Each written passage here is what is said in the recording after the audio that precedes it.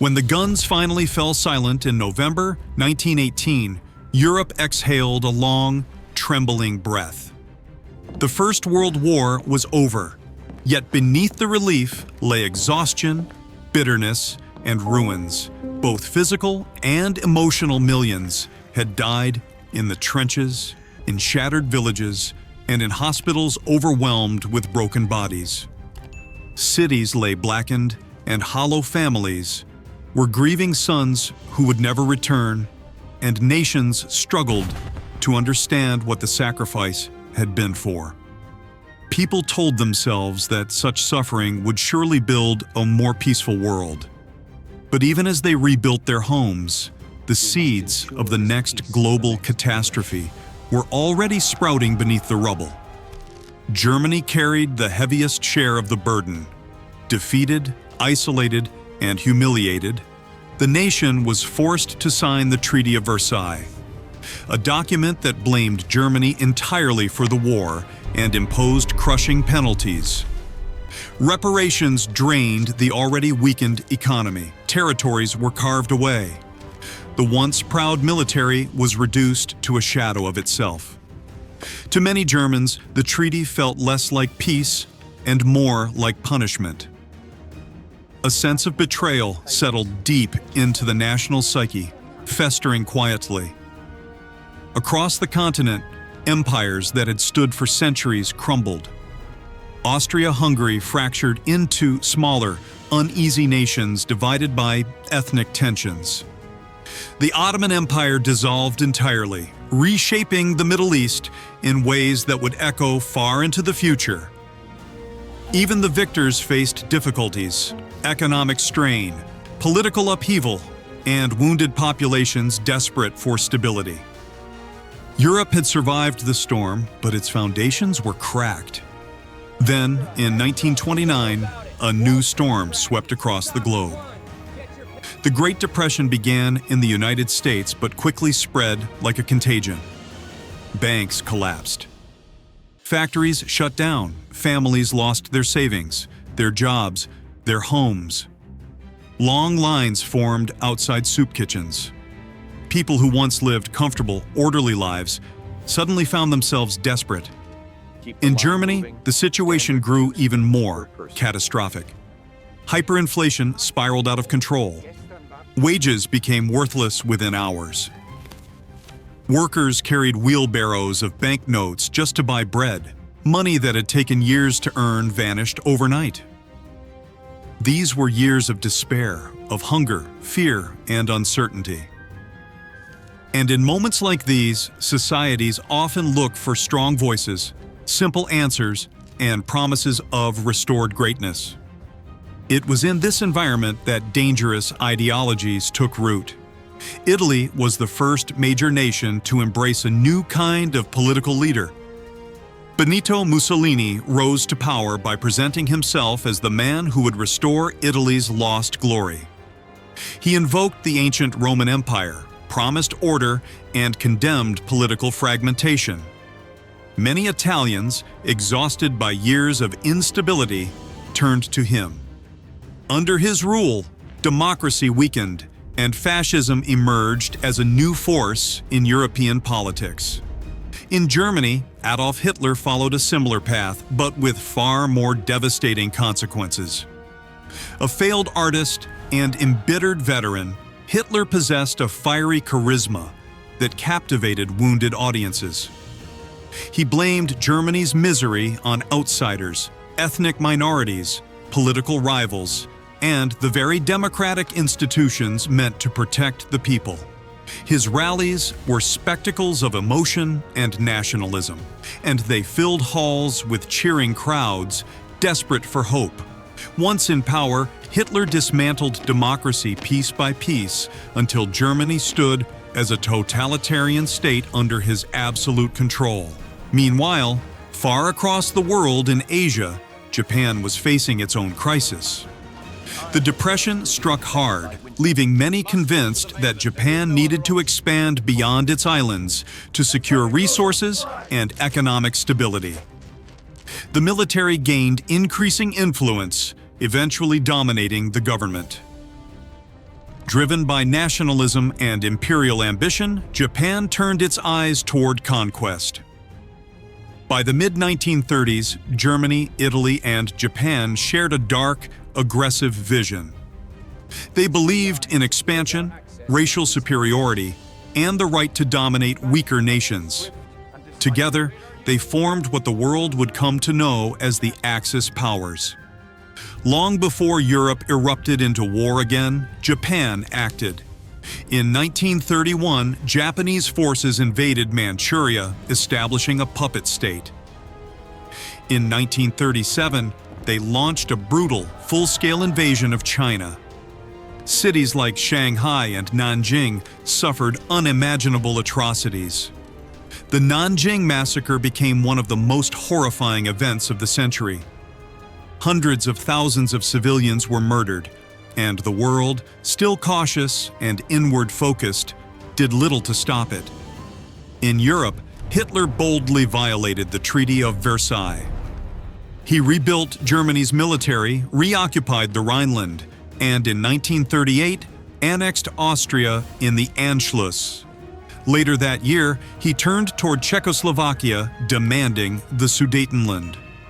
Eager to avoid another devastating conflict, Britain and France agreed to Hitler's demands at the Munich Conference. It was a desperate attempt to preserve peace. It was also a tragic miscalculation. On September 1st, 1939, Germany invaded Poland with a terrifying new strategy known as Blitzkrieg. Lightning war. Tanks, planes, and infantry moved with overwhelming speed and coordination. 2 weeks later, the Soviet Union attacked Poland from the east, honoring a secret pact with Hitler. Britain and France declared war, and the world found itself once again engulfed in global conflict. Poland fell quickly. Soon after, Germany unleashed its forces on Denmark and Norway, conquering both with ruthless efficiency. In the spring of 1940, German forces swept through Belgium and the Netherlands. France, long considered one of Europe's strongest powers, collapsed in just 6 weeks. Paris fell under Nazi occupation. In the south, a puppet government, Vichy France, cooperated with the Germans. Britain now stood alone against Hitler's war machine. Preparing for invasion, Germany launched the Battle of Britain, the first major campaign fought entirely in the air.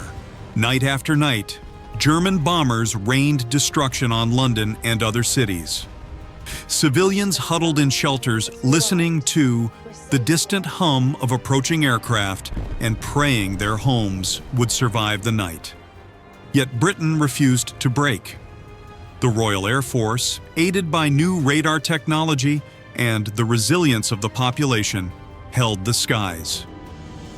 Hitler abandoned his invasion plans, the first major failure of his campaign. But in June 1941, he made an even more catastrophic mistake. He launched Operation Barbarossa, the largest military invasion in history, aiming to conquer the Soviet Union.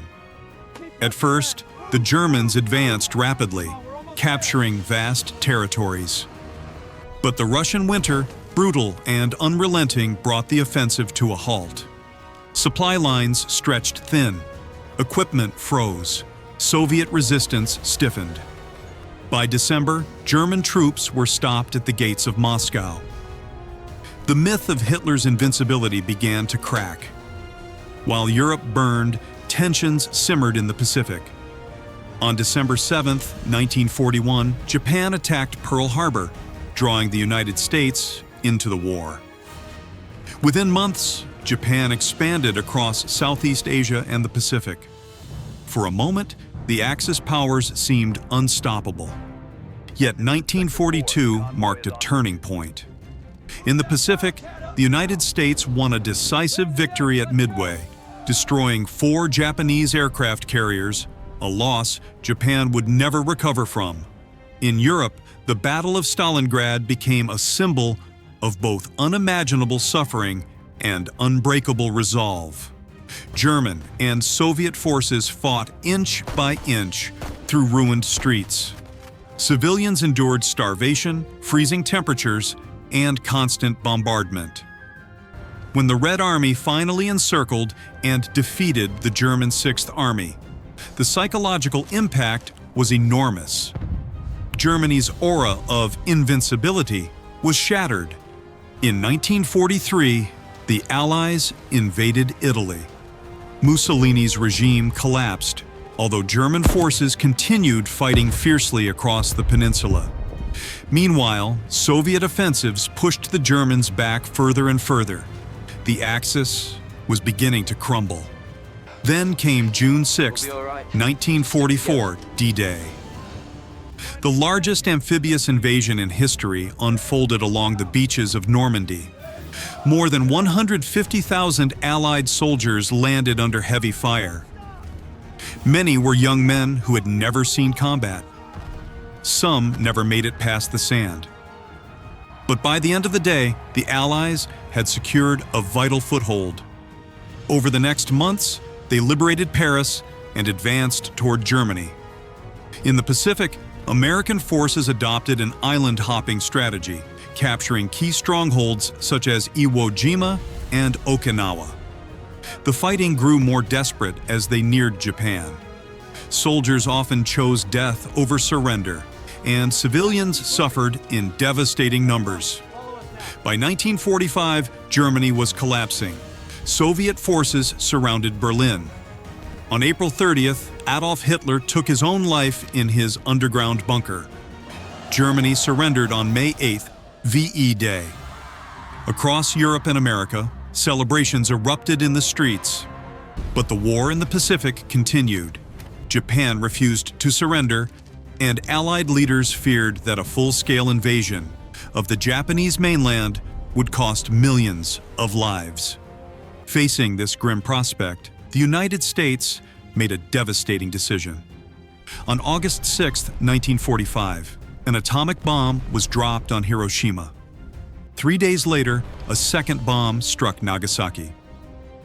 The destruction was unparalleled. On August 15th, Emperor Hirohito announced Japan's surrender. World War II had finally come to an end. The cost defied comprehension. Between 60 and 70 million people died. Soldiers, civilians, men, women, and children. The Holocaust claimed 6 million Jewish lives and millions more whom the Nazis deemed undesirable. Cities were reduced to ashes. Families were torn apart. The world emerged scarred but determined to rebuild. From the devastation came a fragile hope. The United Nations was established to prevent another war of such scale. Old empires weakened, paving the way for movements of independence across Asia and Africa. And as the United States and the Soviet Union rose as superpowers, a new era began, the Cold War. World War II reshaped borders, ideologies, and the human spirit. Its lessons remain vital: the peril of hatred, the fragility of peace, the resilience of ordinary people, and the responsibility each generation bears to guard against repeating the darkest chapters of history. If this video helped you gain a deeper understanding of history, please support the channel. Just a like, share, or subscribe will help these stories reach more people and keep this channel going. Thank you for watching and remembering the lessons of our past.